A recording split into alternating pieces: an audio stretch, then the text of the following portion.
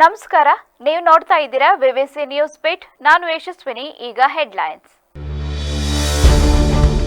ಬಗರ್ ಹುಕುಂ ಸಾಗುವಳಿ ಅರ್ಜಿ ವಿಲೇವಾರಿ ಪ್ರಕರಣ ಉಸಿರು ಇರುವ ತನಕ ರೈತರ ಪರ ಹೋರಾಟ. ಮಾಜಿ ಶಾಸಕ ಕೆಎಸ್ ಲಿಂಗೇಶ್ ಘೋಷಣೆ. ಪಶು ವೈದ್ಯ ನೇಮಕಾತಿ ಅಕ್ರಮ ಹಿನ್ನೆಲೆ ಮಾಜಿ ಅಧ್ಯಕ್ಷ ಶಿವಶಂಕರಪ್ಪ ಸಾಹುಕಾರ್ ಮನೆ ಸೇರಿ ರಾಜ್ಯಾದ್ಯಂತ 8 ಜಿಲ್ಲೆಗಳಲ್ಲಿ ಏಕಕಾಲಕ್ಕೆ ಶೋಧ.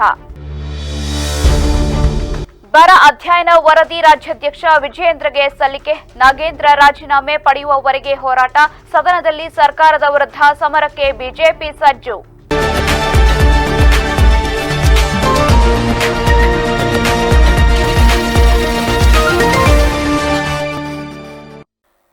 ಬಗರ್ ಹುಕುಂ ಸಾಗುವಳಿ ಅರ್ಜಿ ವಿಲೇವಾರಿ ಪ್ರಕರಣದಲ್ಲಿ ಸಿಐಡಿ ತನಿಖೆ ಎದುರಿಸಿ ಜಾಮೀನಿನ ಮೇಲೆ ಬಿಡುಗಡೆಗೊಂಡು ಬೇಲೂರಿಗೆ ಆಗಮಿಸಿದ ಮಾಜಿ ಶಾಸಕ ಕೆಎಸ್ ಲಿಂಗೇಶ್ ಅವರಿಗೆ ಅಭಿಮಾನಿಗಳು ಹಾಗೂ ಕಾರ್ಯಕರ್ತರು ಅದ್ದೂರಿ ಸ್ವಾಗತ ಕೋರಿದ್ದಾರೆ.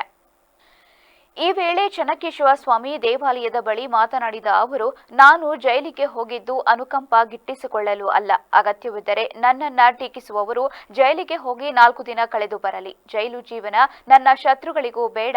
ಬಗರ್ ಹುಕುಂ ಅರ್ಜಿಗಳನ್ನ ರೈತರ ಹಿತದೃಷ್ಟಿಯಿಂದಲೇ ವಿಲೇವಾರಿ ಮಾಡಲಾಗಿದ್ದು, ಇದರಲ್ಲಿ ಯಾವುದೇ ಸ್ವಾರ್ಥವಿಲ್ಲ. ರಾಜಕೀಯ ಕುತಂತ್ರದಿಂದ ತಮ್ಮ ವಿರುದ್ಧ ಷಡ್ಯಂತ್ರ ರೂಪಿಸಲಾಗಿದೆ ಎಂದು ಆರೋಪಿಸಿದರು.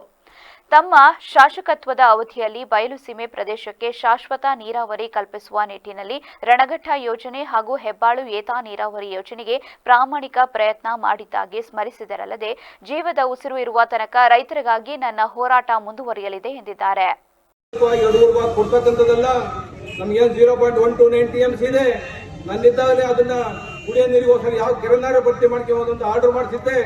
ಅಡೂರು ಭಾಗ ಇರ್ಬೋದು, ದೊಡ್ಡಕೋಟೆಹಳ್ಳಿ ಭಾಗ ಇರ್ಬೋದು, ಗಂಗೂರು ಭಾಗ ಇರ್ಬೋದು, ಎಲ್ಲಕ್ಕೂ ನೀವು ಕೊಡ್ತಕ್ಕಂಥ ಕೆಲಸ ಎಲ್ಲರೂ ಸಹ ಮಾಡಲಿ. ಸರ್ಕಾರ ಎಚ್ಚೆತ್ಕೊಂಡು ನಮಗೆ ಅನುಕೂಲ ಮಾಡಿಕೊಡ್ಲಿ ಅಂತ ಕೇಳ್ಕೊಳ್ತಾ ಇವತ್ತ ನಮ್ಮಲ್ಲಿ ವಿನಂತಿ ಮಾಡ್ಕೊಳ್ತಾನೆ. ಹೆಚ್ಚು ನಾನು ಲಂಘಿಸಕ್ಕೆ ಇಷ್ಟಪಡಲ್ಲ.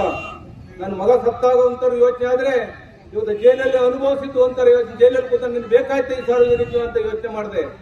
ಆದ್ರೆ ಬಿಡುಗಡೆ ಆದಂತ ಸಂದರ್ಭದಲ್ಲಿ ತಾವೆಲ್ಲರೂ ಸಹ ಇವತ್ತು ಸೇರ್ಕೊಂಡು ನನಗೆ ಬೆಂಬಲ ವ್ಯಕ್ತಪಡಿಸಿದ ನನಗೆ ಮತ್ತೆ ಹೇಳುತ್ತೆ, ಮತ್ತೆ ಎಷ್ಟೇ ಕಷ್ಟ ರೈತ ಪರವಾಗಿ ನನ್ನ ಇಲ್ಲಿ ವಜೀರ್ ಮೈಕ್ ಅಂತ ತಪ್ಪಿಗೆ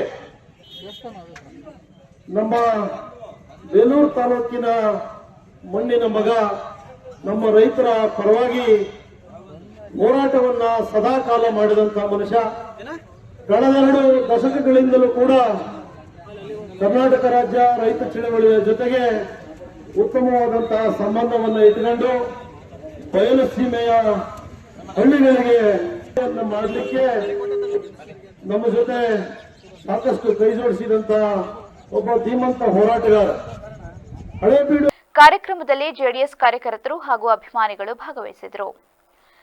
ಪಶು ವೈದ್ಯಾಧಿಕಾರಿಗಳ ಹುದ್ದೆಗಳ ನೇಮಕಾತಿಯಲ್ಲಿ ನಡೆದಿದೆ ಎನ್ನಲಾದ ಭಾರೀ ಅಕ್ರಮ ಹಾಗೂ ಮನಿ ಲಾಂಡ್ರಿಂಗ್ ಪ್ರಕರಣಕ್ಕೆ ಸಂಬಂಧಿಸಿದಂತೆ ಜಾರಿ ನಿರ್ದೇಶನಾಲಯ ಅಧಿಕಾರಿಗಳು ಕರ್ನಾಟಕ ಲೋಕಸೇವಾ ಆಯೋಗದ ಮಾಜಿ ಅಧ್ಯಕ್ಷ ಶಿವಶಂಕರಪ್ಪ ಸಾಹುಕಾರ್ ಅವರ ನಿವಾಸದ ಮೇಲೆ ದಾಳಿ ನಡೆಸಿದೆ.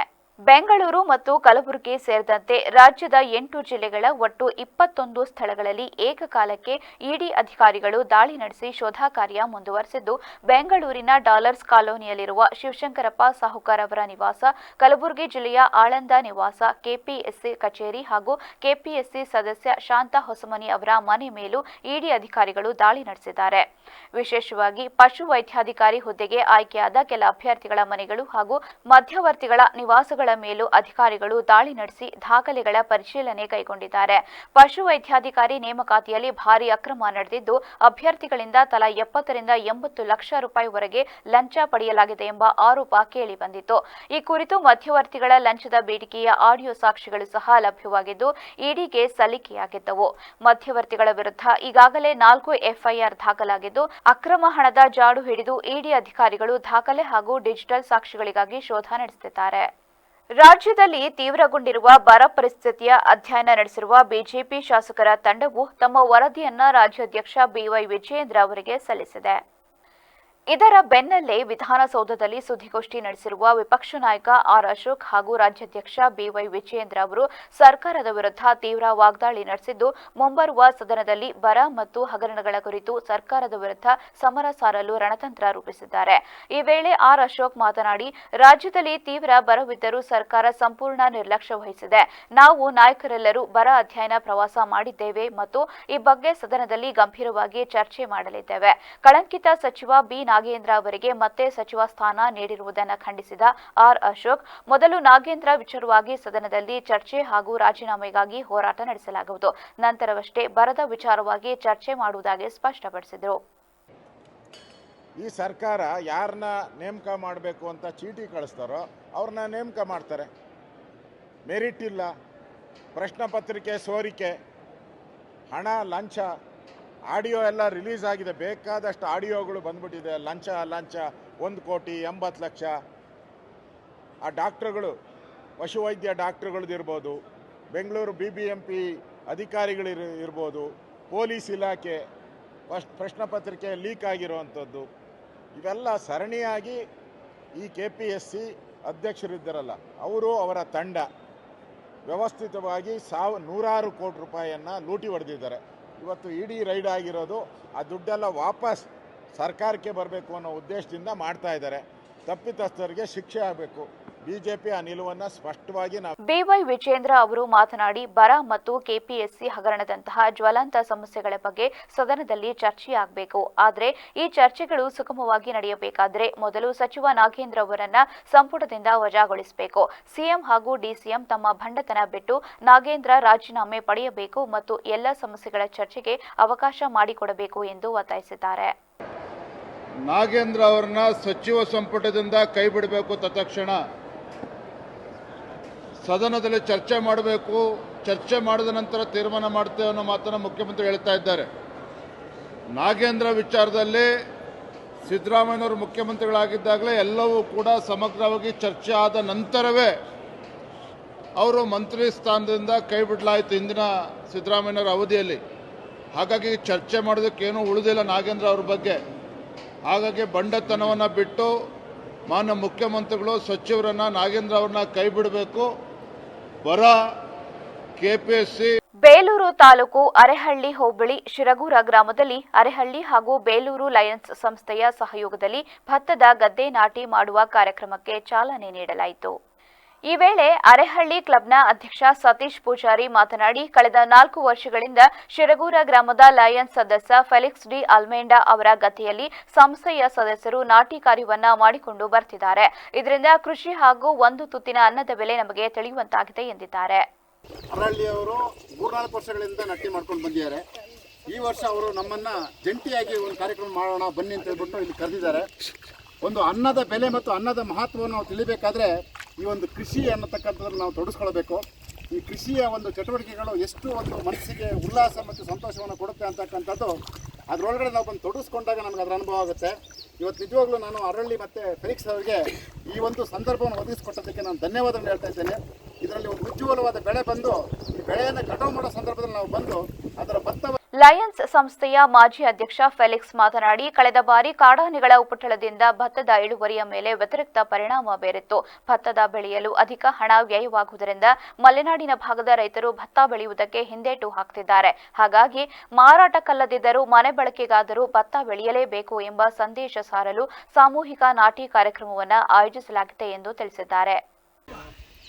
ಈ ದಿನ ನಮ್ಮ ಲಯನ್ಸ್ ಮೆಂಬರ್ ಆದಂತಹ ಫೆಲಿಕ್ಸ್ ಅಲ್ಮೇಡ ಅವರ ಸಿರ್ಗೂರು ಊರಲ್ಲಿ ಅವ್ರ ಮನೆ ಗದ್ದೆಯನ್ನು ನಾಟಿ ಮಾಡಲಿಕ್ಕೆ ನಮ್ಮ ಅರಳಿ ಲಯನ್ಸ್ ಸಂಸ್ಥೆ ಮತ್ತು ಬೇಲೂರು ಲಯನ್ಸ್ ಸಂಸ್ಥೆ ಎರಡೂಗಳು ಬಂದು ಈ ಗದ್ದೆ ನಾಟಿಯನ್ನು ನಾವೇ ನೆಟ್ಟಿರುವಂಥದ್ದು.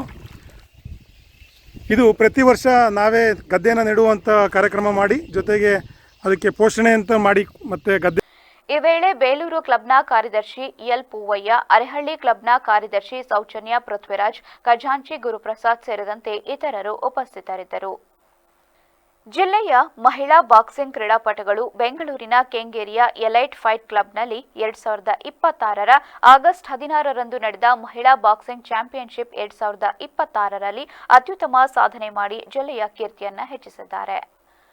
ಈ ಸ್ಪರ್ಧೆಯಲ್ಲಿ ಹದಿಯಾ ಕೌಸರ್, ಪಾರಣಿಕಾ ಆರ್ಯ, ರೋಷನ್ ಫಾತಿಮಾ, ಆಯತ್ ಖಾನಂ, ಉಮ್ಮೆ ಹಫ್ಸಾ, ಸೈಯದ್ ಆನಂ ಹಾಗೂ ಲೈಮ್ರಾ ಪ್ರಥಮ ಸ್ಥಾನ ಪಡೆದು ಚಿನ್ನದ ಪದಕ ಗೆದ್ದಿದ್ದಾರೆ.